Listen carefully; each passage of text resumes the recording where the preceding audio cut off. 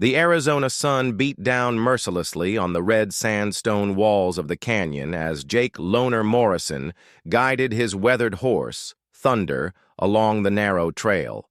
The year was 1886, and the territory was still wild, unforgiving, and full of dangers that could claim a man's life without warning. Jake had been riding these trails for 15 years, ever since he'd left his past behind in Colorado, and he knew every rock, every shadow, every sound that belonged, and those that didn't. Hi, how are you? Sorry to interrupt your story, but what I'm going to ask you is really quick and it will really help the channel to grow and create new stories. Just click below the video image to subscribe. You'll be doing an act of kindness and encouragement to those who are just starting out. Thank you very much. And continue with your story now. Thunder's ears pricked forward, and Jake felt the familiar tension in his mount's muscles. Something was different today.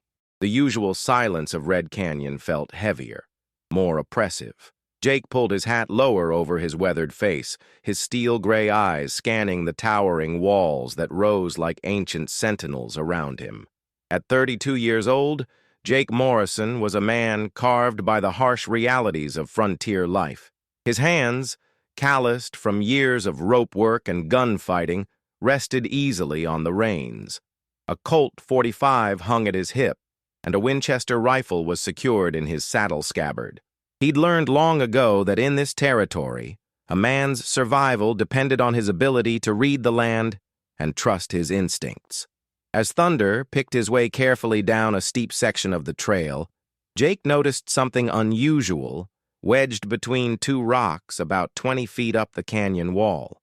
The morning light caught what appeared to be a piece of white cloth or paper, fluttering slightly in the desert breeze. "Whoa, boy," Jake murmured, bringing Thunder to a halt. He dismounted with the fluid grace of a man who'd spent more time in the saddle than on foot, his boots crunching on the loose gravel. The climb to reach the object was treacherous, but Jake had scaled worse terrain in his time. Hand over hand, he worked his way up the rocky face, his muscles straining against the unforgiving stone. When he finally reached the crevice, his breath caught in his throat. It wasn't just a random piece of debris. It was a carefully folded piece of paper, wrapped in a small cloth and wedged securely into the rock. With careful fingers, Jake extracted the bundle and climbed back down to where Thunder waited patiently. His hands trembled slightly as he unfolded the paper, revealing a child's desperate scrawl written in faded pencil. "Please help me. My name is Emma. I am 8 years old. Bad men took me from the wagon train near Tucson. They are keeping me in a cabin with a red door somewhere in the mountains. I escaped, but I am lost. If you find this, please tell my papa Thomas Hartwell. He was going to Tombstone. I am scared and hungry. Please help me. Emma." Jake's jaw tightened as he read the note again, his mind racing. A wagon train near Tucson. That was at least 3 days' hard ride south. If this child had escaped and made it this far into the canyon system, she was either incredibly resourceful or incredibly lucky. Either way, she was in mortal danger. He looked up at the position where he'd found the note. The child would have had to climb up there deliberately, which meant she was thinking strategically about where someone might find her message. That showed intelligence and determination that impressed him. Thunder snorted and pawed the ground, sensing his rider's tension. Jake folded the note carefully and tucked it into his vest pocket, his mind already formulating a plan. He knew these canyons better than most, and there were several old mining cabins scattered throughout the area, remnants from the silver boom that had brought so many fortune seekers to the territory. "Come on, Thunder," he said, swinging back into the saddle. "We've got work to do." As they rode deeper into the canyon system, Jake's eyes constantly scanned the terrain for any sign of the girl or her captors. The walls rose higher around them, creating a maze of passages and dead ends that could hide a dozen cabins. He knew he needed to be systematic in his search, but time was working against him. Every hour that passed meant the child was in greater danger. The first cabin he checked was an abandoned mine office, its roof partially collapsed and its walls weathered to gray. No red door and no signs of recent habitation. The second was a prospector's shack built into a natural alcove, but again, no indication that anyone had been there recently. As the afternoon wore on, Jake began to feel the weight of responsibility settling on his shoulders. Somewhere in this wilderness, a frightened child was depending on someone, anyone, finding her message and coming to her aid. He thought about his own childhood, about the times he'd felt helpless and alone, and his resolve hardened. The third cabin he found was different. Nestled in a hidden valley, accessible only through a narrow gap between two towering rock formations, it sat like a secret in the landscape. And there, barely visible through the shadows, was a door painted a faded red. Jake dismounted well away from the cabin and approached on foot, his hand resting on the grip of his Colt. The silence was absolute. No voices, no movement, no sign of life. As he drew closer, he could see that the door was slightly ajar, hanging on leather hinges that had seen better days. Inside, the cabin was empty, but there were clear signs that it had been recently occupied. A small pile of blankets in one corner, some empty tin cans, and most tellingly, scratches on the wooden floor near the window, as if someone had been trying to pry it open from the inside. Jake was examining the scratches when he heard the sound of approaching horses. Multiple riders moving fast and purposefully through the canyon. He quickly moved to the window and peered out through a gap in the boards. 3 men on horseback were entering the hidden valley, their faces hard and their hands resting on their weapons. Even from a distance, Jake could see the predatory way they moved, the casual violence in their posture. These were not men who would hesitate to kill anyone who got in their way. The lead rider was a tall man with a black beard and cold eyes that seemed to take in everything at once. He wore a leather vest over a dirty white shirt, and a pair of pearl-handled pistols hung at his hips. The other 2 were younger, but no less dangerous looking. "She was here, all right," the bearded man called out as they approached the cabin. "But it looks like our little bird has flown the coop." Jake pressed himself against the wall beside the window, his mind racing. These had to be the men who had taken Emma, and they were clearly searching for her, which meant she had indeed escaped, but also that she was still out there somewhere, alone and vulnerable in the wilderness. "Boss, what if she made it to town?" one of the younger men asked. "What if she's already told someone?" The bearded man's laugh was cold and without humor. "Then we'll have to make sure nobody believes her, won't we? A scared little girl with a wild story about being kidnapped? Who's going to take that seriously?" Jake's blood ran cold at the casual cruelty in the man's voice. He knew he was outnumbered and outgunned, but he also knew he couldn't let these men continue their search for Emma. Whatever it took, he had to find her first. As the men dismounted and began searching the cabin more thoroughly, Jake carefully made his way back to where he'd left Thunder. The sun was beginning to set, painting the canyon walls in shades of gold and crimson. Soon it would be dark, and that would give him the advantage he needed. He had found the cabin with the red door, but Emma was gone. The question now was whether she had escaped on her own or whether her captors had moved her to another location. Either way, Jake Morrison, the man they called Loner, was not going to give up until he found her. The hunt was just beginning. Dawn broke over Red Canyon with the promise of another scorching day, as Jake Morrison sat hunched over a small campfire, studying the crude map he'd sketched in his notebook. He'd spent the night tracking the movements of Emma's captors, following their trail through the maze of canyons and arroyos that crisscrossed the Arizona territory. The 3 men had split up before dark, making his job infinitely more complicated. Thunder stood nearby, his reins ground-tied, occasionally snorting and shaking his mane in the cool morning air. Jake had learned to trust his horse's instincts over the years, and right now Thunder seemed restless, as if sensing that they were being watched. Jake was right to trust that instinct. The sound of a single horse approaching at a steady pace echoed off the canyon walls, growing louder with each passing moment. Jake quickly kicked dirt over his fire and moved to a position where he could see the trail while remaining hidden behind a large boulder. The rider who emerged from the morning shadows was not what Jake had expected. Instead of one of the rough desperados from the previous day, he saw a well-dressed man in his 40s, riding a fine bay mare and wearing clothes that spoke of money and respectability. A black suit, clean white shirt, and a string tie gave him the appearance of a businessman or perhaps a lawyer, but it was his face that made Jake's blood run cold. Even after 20 years, Jake recognized those features. The strong jaw, the piercing blue eyes, the way the man held his head with an air of absolute confidence.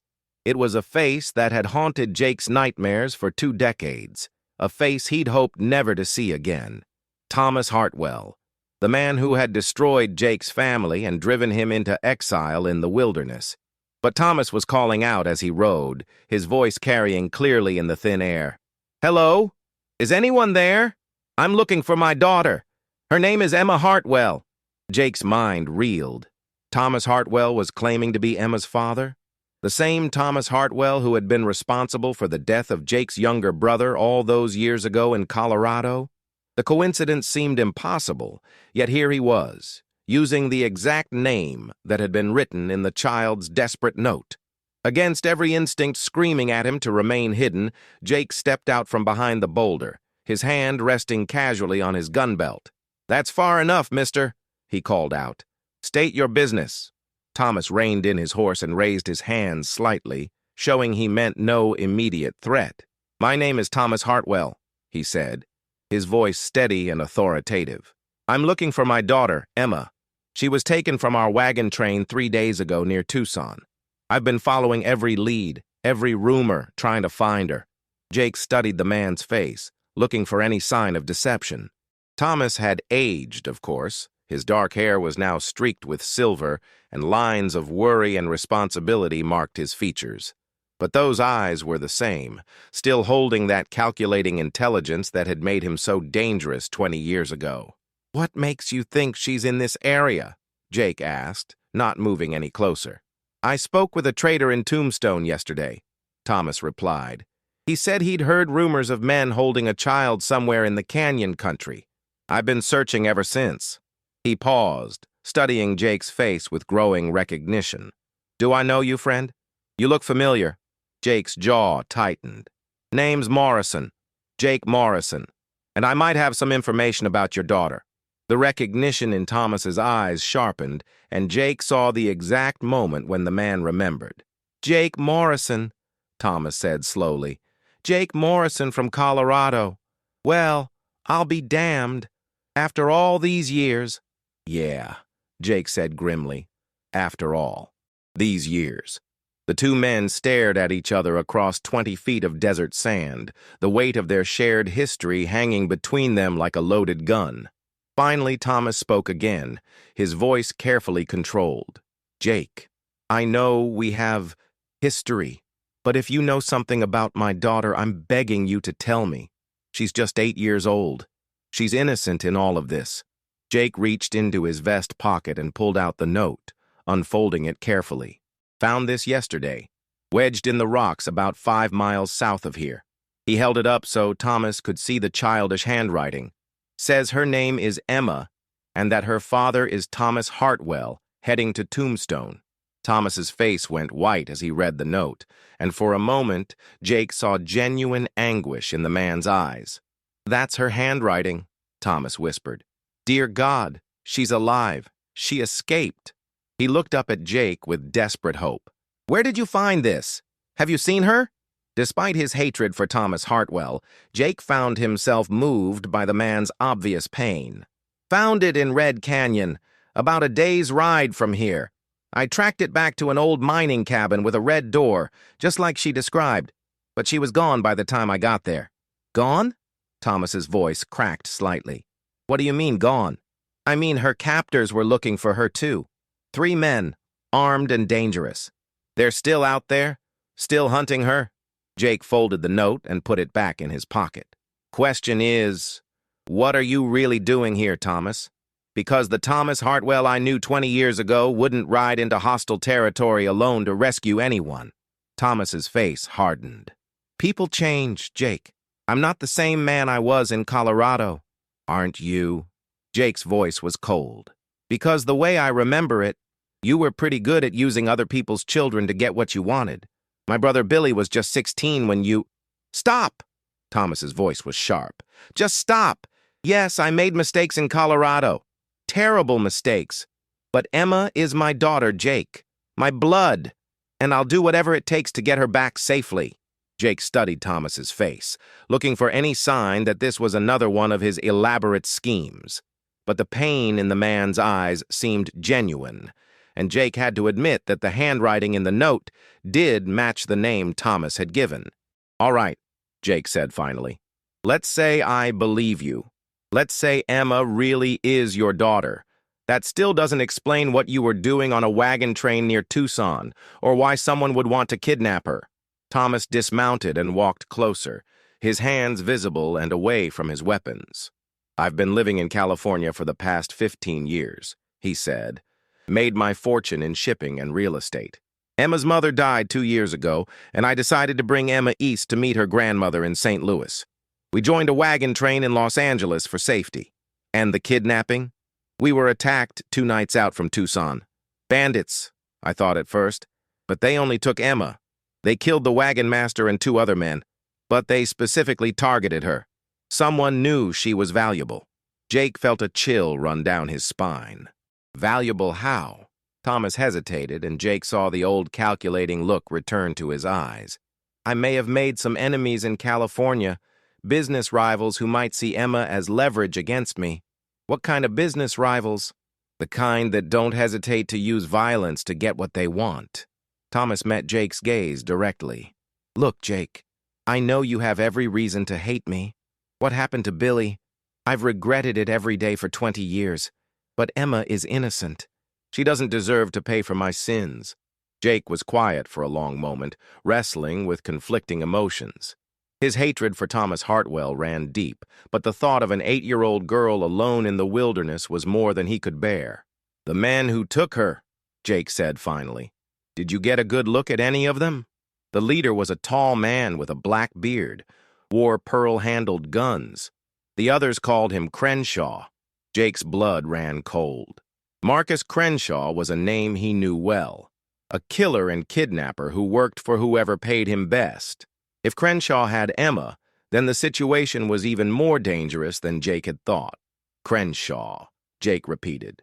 Yeah, I know him. And if he's involved, then this isn't just about ransom money. Crenshaw doesn't take jobs unless there's something bigger at stake. Thomas's face paled. What do you mean? Jake looked at the man who had once been his enemy, seeing the fear and desperation in his eyes. Whatever Thomas Hartwell had done in the past, his love for his daughter appeared to be genuine. I mean, we need to find Emma before Crenshaw decides she's more trouble than she's worth, Jake said grimly, because once he makes that decision, she's as good as dead. The abandoned silver mine, known as Devil's Backbone, sat like a scar on the mountainside, its entrance a black mouth that seemed to swallow the morning light. Jake Morrison and Thomas Hartwell had been tracking Marcus Crenshaw's gang for 2 days, following a trail of broken branches, horse droppings, and disturbed earth that led ever higher into the Dragoon Mountains. Jake crouched behind a boulder, studying the mine entrance through his field glasses. 2 guards, he murmured to Thomas, who lay flat beside him. One at the entrance, another about 50 yards up the slope. Can't see inside, but there's definitely activity in there. Thomas wiped sweat from his forehead with a trembling hand. Despite his expensive clothes and soft appearance, he'd kept up with Jake's punishing pace without complaint. How do we get Emma out without getting her killed? Jake lowered the glasses and looked at his unlikely companion. Over the past 2 days, he'd found himself grudgingly respecting Thomas's determination and genuine fear for his daughter, but he still didn't trust him completely. We wait for dark, Jake said.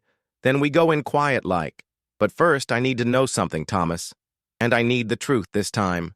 Thomas met his gaze. What? Why did Marcus Crenshaw really take your daughter? And don't give me that story about business rivals. Crenshaw doesn't work for California shipping companies. Thomas was quiet for a long moment, his eyes fixed on the mine entrance where his daughter was being held. When he finally spoke, his voice was barely above a whisper. Because 15 years ago, I stole something from him, something he's been looking for ever since. Jake felt his stomach drop. What did you steal? Gold. A lot of gold. Thomas's hands clenched into fists. It was during the Apache Wars. Crenshaw was running guns to both sides, making a fortune off the bloodshed. I was working as a territorial agent trying to stop the arms trafficking. You were a lawman? Of sorts. After what happened in Colorado, after Billy died, I needed to make amends somehow. The territorial governor gave me a badge and sent me after Crenshaw. Thomas's voice grew bitter. But I wasn't the same man who'd destroyed your family, Jake. I'd learned what it meant to lose someone you loved. Jake studied Thomas's profile, seeing the pain etched in the lines around his eyes. So what happened? I infiltrated Crenshaw's operation, gained his trust. He was planning to sell a massive shipment of rifles to Geronimo's band, enough firepower to turn the tide of the war. But he demanded payment in advance, $50,000 in gold. And you stole it.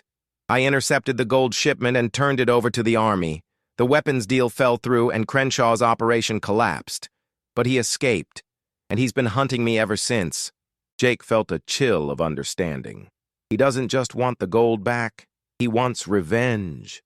Exactly, and now he has Emma. Thomas's voice broke slightly.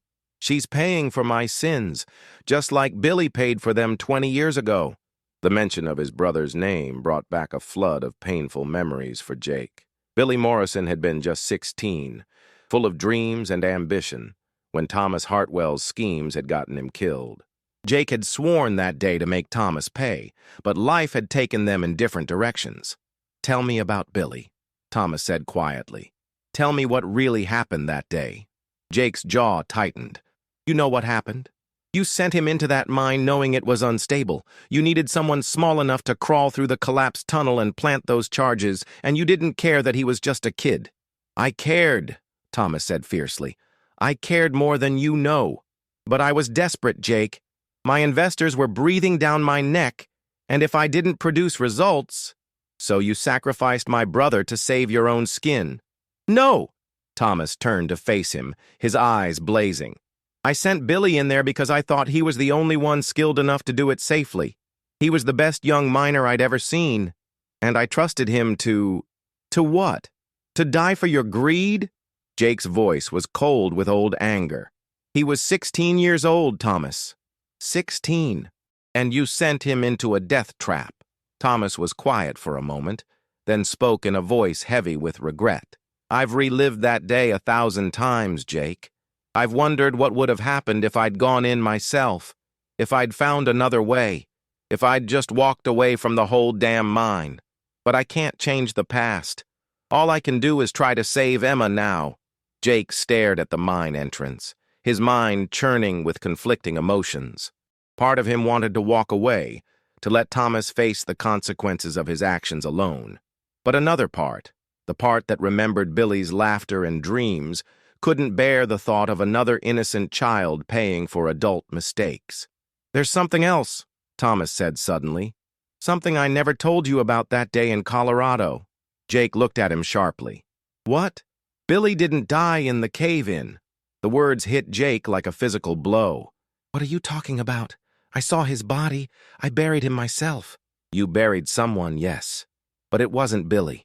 Thomas's voice was steady now, as if he'd been carrying this secret for too long. "Billy made it out of the mine alive, but there were men waiting for him, men who worked for my investors, men who'd been sent to make sure the job got done no matter what the cost." Jake felt the world spinning around him. "You're lying." "I wish I was." Billy came out of that mine with the information we needed, but he'd also seen something he shouldn't have. Evidence that my investors were using the mine as a front for something much bigger. Something that could have destroyed them all. So they killed him. They tried to. But Billy was smart, Jake. Smarter than any of us gave him credit for. He escaped that night, but he was badly wounded. I helped him get away, gave him money and a horse. The last time I saw him, he was heading south toward Mexico. Jake's hands were shaking now. "If that's true, then who did I bury?" "One of the gunmen. Billy shot him during the escape. We made it look like Billy had died in the mine collapse to throw the others off his trail." The revelation hit Jake like a landslide. For 20 years, he'd believed his brother was dead. For 20 years, he'd carried the weight of that loss, the burning need for revenge against Thomas Hartwell. And now, where is he? Jake's voice was barely a whisper. "Where is Billy now?" Thomas shook his head sadly. "I don't know. I tried to find him after things settled down, but he'd vanished completely. He could be anywhere, Jake. He could be dead of his wounds, or he could be living under another name somewhere in Mexico or California. I just don't know." Jake closed his eyes, trying to process this earth-shattering news. His brother might be alive. After all these years of grief and anger, Billy might still be out there somewhere. But there was no time to dwell on it now. Whatever the truth about Billy, Emma Hartwell was in immediate danger, and she was just as innocent as Billy had been all those years ago. "We'll settle this later," Jake said grimly, checking his weapons. "Right now, we have a little girl to save." As the sun began to set behind the mountains, painting the sky in shades of blood and gold, Jake Morrison prepared to enter the Devil's Backbone mine. But he wasn't just going in to rescue Emma Hartwell. He was going in to confront the demons of his past and maybe, just maybe, find a path to redemption. The truth about Billy would have to wait, but Jake had a feeling that before this night was over, all the secrets would finally come to light. The interior of Devil's Backbone mine was a maze of abandoned tunnels and rusted equipment, lit only by flickering torches that cast dancing shadows on the rough-hewn walls. Jake Morrison moved like a ghost through the darkness, his years of experience in hostile territory serving him well as he navigated the treacherous passages. Behind him, Thomas Hartwell followed as quietly as his city-softened frame would allow. His breathing labored in the thin air and dust of the mine. They had successfully eliminated the outside guards without raising an alarm, but Jake knew the real challenge lay ahead. The sound of voices echoed from deeper in the mine, and Jake held up a hand, signaling Thomas to stop. They crept forward until they could see light spilling from a large chamber that had once served as the mine's main operations center. "I'm telling you, boss, we should just take the money and run," one voice was saying. "That girl's nothing but trouble." "Shut up, Perkins," came the cold reply that Jake recognized as Marcus Crenshaw's voice. "We stick to the plan. Hartwell will pay whatever we ask to get his precious daughter back." Jake peered around the corner and saw the scene that made his blood boil. Emma Hartwell sat in the center of the chamber, her small form dwarfed by the rough wooden chair she was tied to. Despite her obvious fear, she held her head high with a courage that reminded Jake painfully of his brother Billy at that age.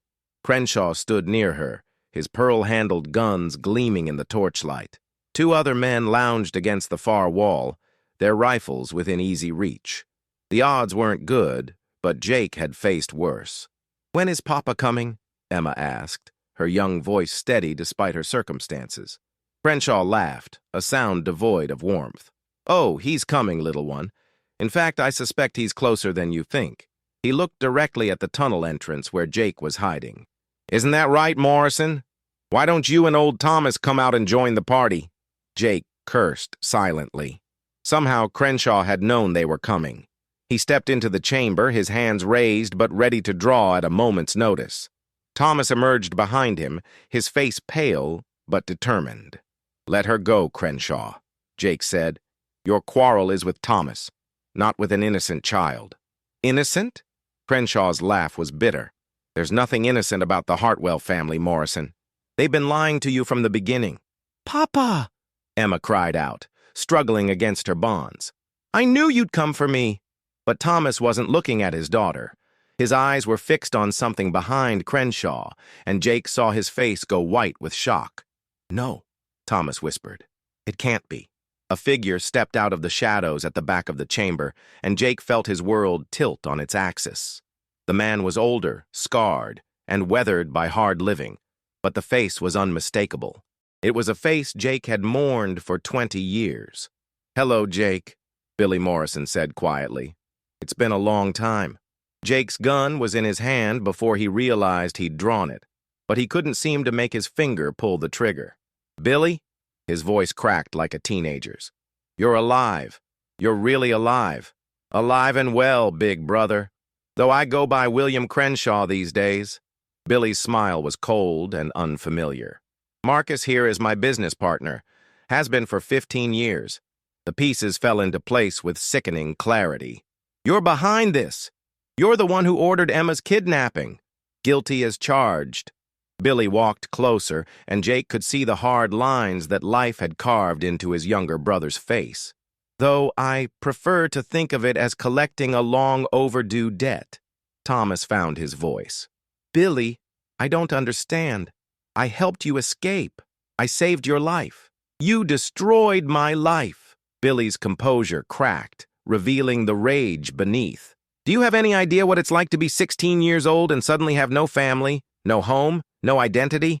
To have to live like a ghost for 20 years? Jake lowered his gun, his mind reeling. Billy, I thought you were dead. I've been carrying that guilt for 20 years. Good, Billy said coldly. You should have protected me, Jake. You were my big brother, and you let Thomas Hartwell use me like a tool. I didn't know. You didn't want to know. Billy's voice echoed off the mine walls. You were so busy playing the noble cowboy that you couldn't see what was happening right under your nose. Emma whimpered in her chair, and the sound seemed to cut through the tension in the room. Jake looked at the frightened child and saw himself and Billy at that age, before the world had taught them how cruel it could be. So what's the plan, Billy? Jake asked quietly. You kill Thomas, take his money, and then what? Kill Emma too? Emma? Billy laughed, but there was no humor in it. Jake, meet my daughter.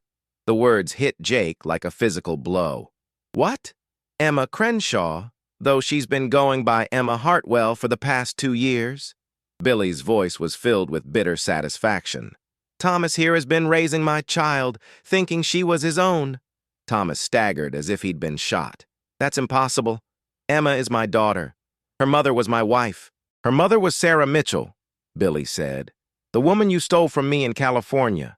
The woman you married after convincing her I was dead.